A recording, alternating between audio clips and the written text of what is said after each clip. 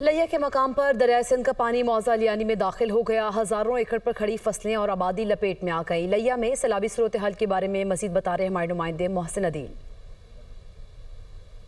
आज मानसून बारिशों के बायस दरियाए सिंध में पानी के उतार चढ़ाव का सिलसिला जारी है।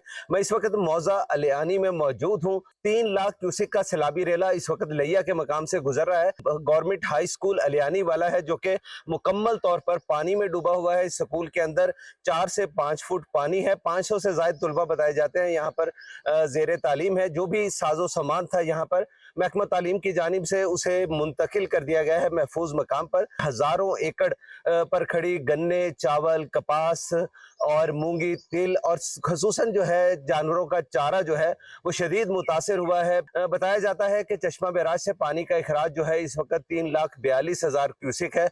कभी उसमें इजाफा होता है और कभी कमी होती है। लोगों को जो है जो ज़मीनी रास्ते हैं शहर से मिलाने वाले वो भी ज़ेरे आब आ रहे हैं, जिसकी वजह से आमदोरफ्त में भी लोगों को मुश्किलात का सामना है।